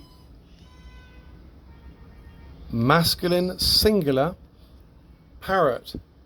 That is a parrot. If I want to say those are parrots, it's esos. Esos is the masculine plural of that. Esa es una manzana. That is an apple. Apple is feminine, so esa, the ending of esa, is made to agree with the feminine nature of the noun that it's replacing. That apple is tasty. Esa manzana, or esa, está deliciosa. Now, if I say, not that is a parrot, but that bird is a parrot, that, remember that is just modifying bird. We've still got a noun there. And so these are called demonstrative adjectives. They don't have the accent there. That's the only difference between demonstrative pronouns and demonstrative adjectives, is that the adjectives don't have a mark, an accent, a tilde. They don't have the tilde there. Okay? So you see they're identical, but that doesn't carry the tilde, the accent.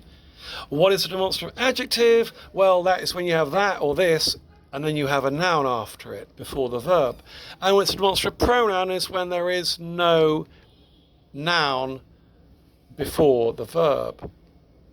That is a parrot. That bird is a parrot. That is modifying bird. In here it's not modifying anything, it's actually a pronoun. So they have that mark there. Stop and consider this if you need to. Interrogative pronouns. We're coming to the end. Whose is this? Is an interrogative pronoun. There's no noun there. Whose book is this? Well, there's a noun, so this is an interrogative adjective because it's modifying the noun book before the verb. As I've explained with this, that, and these and those. It's the rule of adjacency. Call it adjacency. Adjacent means beside, okay? So the whose is beside the word book, but here it's beside the noun, but here it's beside the verb. When the word is beside a verb, talking about interrogatives, when the interrogative is beside the verb, it's an interrogative pronoun, and when the interrogative is beside a noun, it's called an interrogative adjective.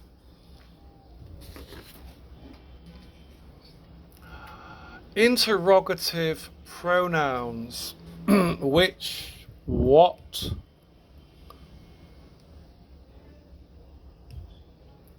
who, whose. Now, when we're talking about things like where, why, when, these are not pronouns. They're actually called interrogative adverbs. Don't worry yourself too much. So interrogative pronouns are usually about people, who, whose, which, referring to an object like a coconut or a parrot or a mango, which, referring to a people, who or whose. Interrogative pronouns always carry an accent, which is called a tilde. Which is yours? This is an interrogative pronoun. ¿Cuál es el tuyo o la tuya? ¿Cuál es? Which? ¿Cuál? How? Who? What? Which? Are interrogative pronouns. Where, when, and why, as in place, time, and reason, are interrogative adverbs. Interrogative pronouns, interrogative adverbs. Whose is this? As I've explained to you, interrogative pronoun goes beside the verb. Whose book, when whose goes beside a noun, is an interrogative adjective. Let's do it. Come on, let's go for it. Whose is this? Interrogative pronoun. Whose book is this? Interrogative adjective. And where are the books? Where is an interrogative adverb of place. When are you going to read the books? When? Interrogative adverb of time. Why are you reading the books? Interrogative adverb of reason. Okay, so question words are quite tricky. Interrogative adverbs, I'm not sure why I have them here, but let's just do them quickly. Yeah, in Spanish, why, when, where, and then I'm going to add in how as well, and how much. ¿Por qué? See the accent there? Cuando. You see the A, U doesn't carry the accent here. It's cuando. Goes there, cuando. Donde. The first vowel after the consonant is here. Beginning, okay? Accent, donde. A donde, okay? How? Como. You see? Another accent after the first O. Como. Donde. Cuando. Cuanto. Now the accent jumps from the A, as in cuando, to the U. Cuanto. Jumps on, it's now carry, the U carries the accent for how much. Now if I want to make cuando sound similar, right? But the accent is then now carried by the A. So here it's carried by the A, and the accent's carried by the U for how much. All interrogative adverbs need an accent mark.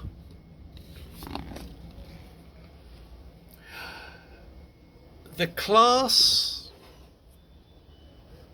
I've given the class to you. We have now finished part 3. It's been quite an adventure. I hope you've enjoyed it. Of course, this podcast is designed that you can review it and pause it and go through it as slowly as you want. Chop it up into chunks, into bite-sized parts. Maybe go through 20 minutes at a time, 20, 20, 22, like that. You don't have to learn this in a day. I've given the class to you.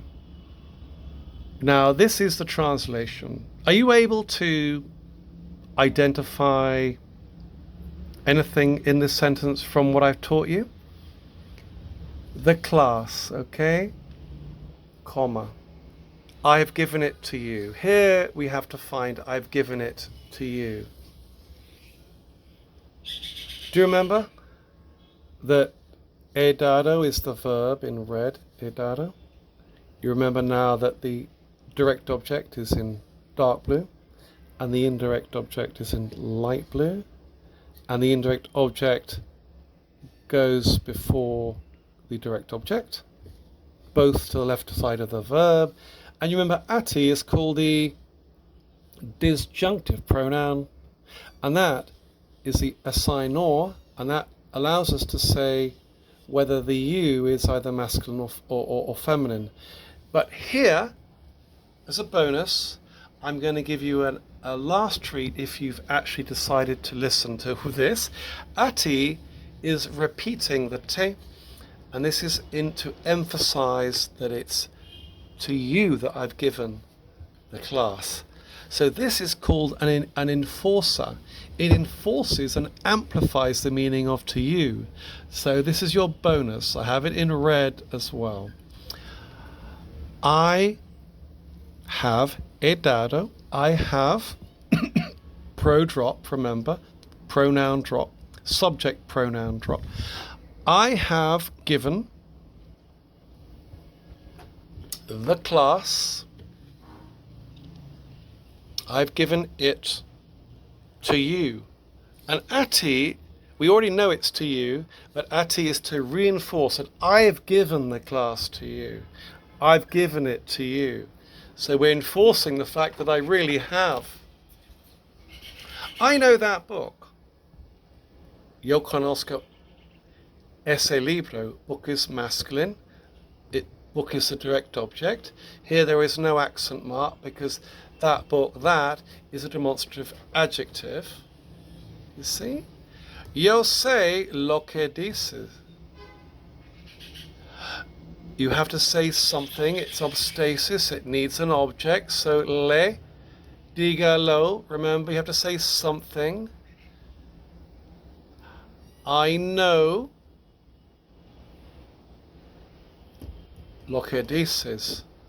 I know. Say is not an indirect object here. It's spelt the same. Say refers to the first person singular of the verb ser. Saber, perdón. Saber, to know. Saber. I know what you're saying. Yo sé. Don't get confused between the first person singular of the verb saber with say, because I've taught you that when the indirect object goes before the direct object, I le goes before lo, the le becomes se. Okay? Is there anything else? Possessive pronouns. Possessive pronouns. Let me do that. That sheet should be after these last 4 sheets, but I will forgive myself for that. Possessive pronoun. Mine. Possessive adjective, my book. Remember, adjectives go before a noun, my book. So if I say that book is mine, mine is a possessive pronoun. But if I say that is my book, my is a possessive adjective. Interrogative pronoun. What is your name? Interrogative pronoun. What time is it? There's a noun, so it's an interrogative adjective. We're just refreshing here.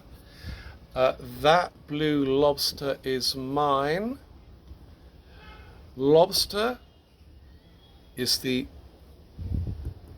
center of the sentence. It's the subject. Okay, so if you're studying grammar, please remember that I teach traditional grammar. I don't teach modern woke grammar.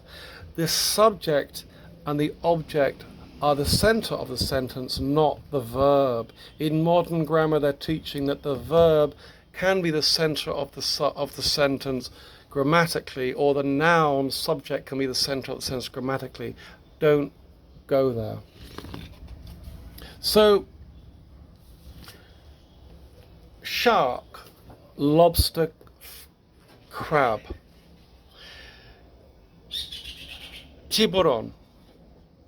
Tiburon, it's masculine. Shark in Spanish is masculine. El tiburón. Lobster is feminine. It's la langosta.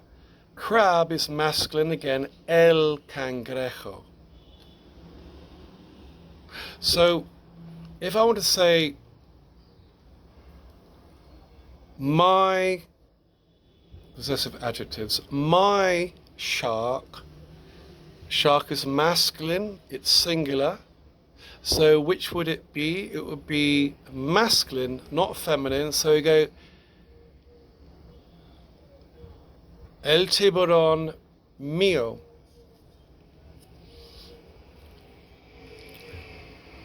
La langosta feminine, mia, my lobster. El cangrejo,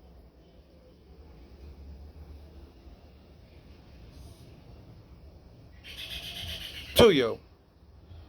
It means your frog, mine, your, his or her or I, your, our, and their. Should be that. Okay, so what I'm just doing here, I'm just rounding up. You'll see these words, mio, mio, suyo, tuyo, vuestro, vuestro. These are demonstrative adjectives and possessive pronouns, okay? That is my lobster. Es la langosta mía. Es mi langosta.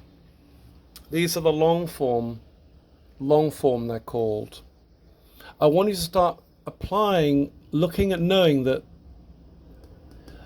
nouns have a gender, either masculine or feminine, and the gender determines the ending of, in this case, the possessive pronouns and possessive adjectives. You see, so get into this habit of knowing that the gender of the noun, and then through all of these things, then you have to adjust the ending called the suffix to agree with the gender of the noun, masculine or feminine. Indefinite pronouns, this is the last one. Indefinite pronouns, someone, no one, somebody, anybody, things, something, anything, nothing, not anything. These are called indefinite pronouns, and I've given you the translations. Someone is alguien, no one, nadie, algo, nada. You don't have to adjust these to masculine or feminine, because obviously someone could either be a woman or a girl. Nobody could be somebody, could be either masculine or feminine. It's not a known entity, so that's why they're called indefinite pronouns, because they are not assigned either masculine or feminine. I think that's the end.